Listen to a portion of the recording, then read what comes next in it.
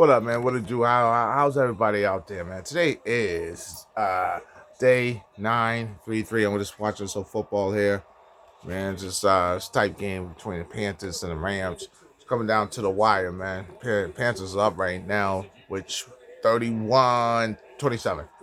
All right, listen. Um, so I started talking about split personality disorders and stuff like that. I'm gonna segue into um exposing culture, like people who've been exposed, right? And I was really, really, really tight and close to, just made amends to this person who was recently, not recently, but like 7 years ago, an article was written about her. And the thing is, uh, we live in a culture right now where empathy, sympathy, is is really, really hard to come by on the internet. Now, not to say that the internet isn't full of people who are God fearing and, you know what I'm saying, humble and people who are just, you know what I mean, just good overall, solid, first class ticket to heaven type of people. Unfortunately, when you start to, and we also got to give people grace, but we don't, on the internet. But the thing is, right, when the internet, when people, right, start to notice patterns, because it's all about patterns. That's what I talk about. Patterns of behavior. It doesn't matter if you're black. It doesn't matter if you're from Watertown. It doesn't matter if you're from Roxbury. It doesn't matter if you're from fucking goddamn. I don't give a fuck. Patterns of behavior will always be analyzed. Okay? Now, we all agree that when you're in your 20s and you're in love, you're going through the beginning phases. There's going to be a lot of things that are going to transpire, which is going to add to your growth, but you got to go through them to grow through them and to glow through them. You know what I'm saying? Um, so the internet, although you may feel that, hey, listen, I was just venting, like I do. I love to vent, talk a little shit. But the internet and the people on it, especially those that have those alternate agendas, right? Um, well, basically, it's like this, right?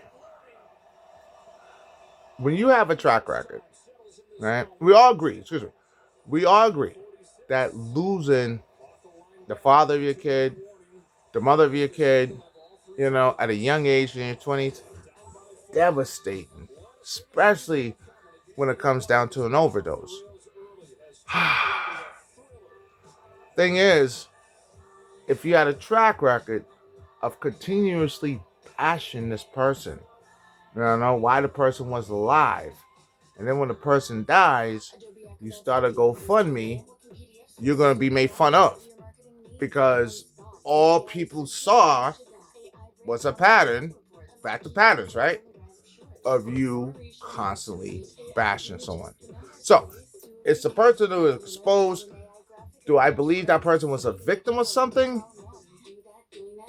Yeah, no. I believe that it's just a comment on individuals to understand that, listen, the internet is not the primary source for empathy. You know what I mean? The internet's not the primary source for anything that you think is like, um as far as like, decency and all of that shit. No, no, the internet's out for blood. The internet's gonna be internet, you know? And I think where little blogs like Turtle Boy and shit like that, I mean, they just, unfortunately, they just get off on shit like that. And old girl was just caught up in the situation.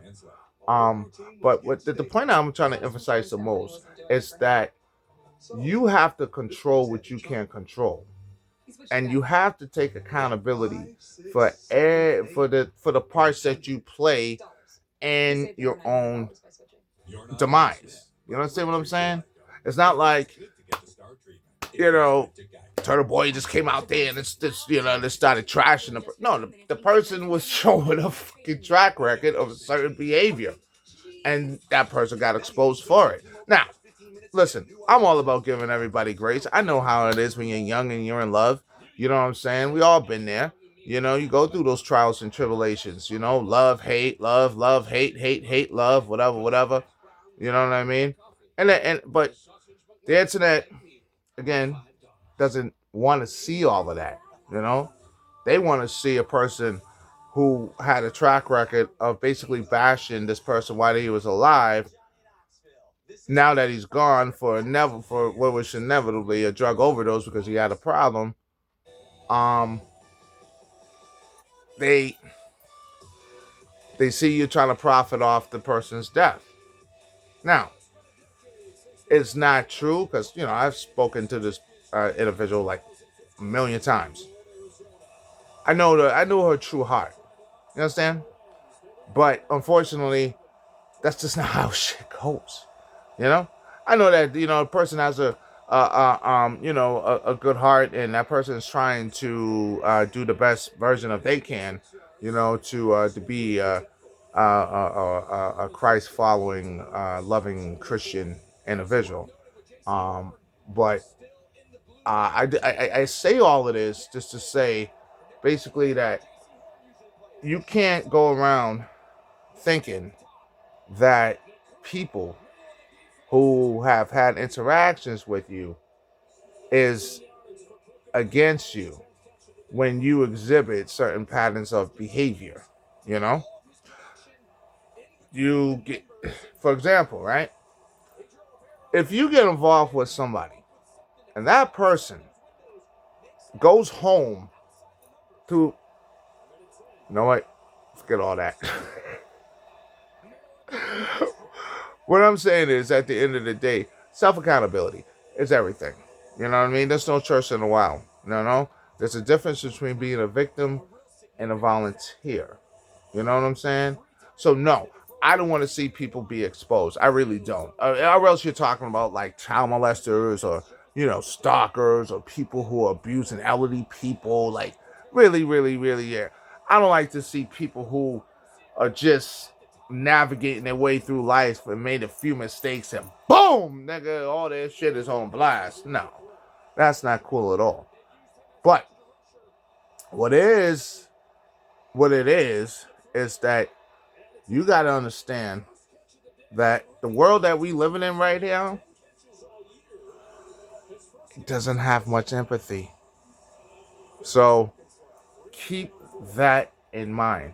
You know what I'm saying? Carry yourself in a way that is best representation of yourself, when you're on social media. And that's all I can fucking say. Holla at your boy Recovery. Let's get it popping, man. Let's segue into this, man, because I like this, man. Let's talk about exposed culture. Seriously, man. Is it necessary? Do some people just need to be exposed just to be exposed? Or, whatever. Holla at your boy.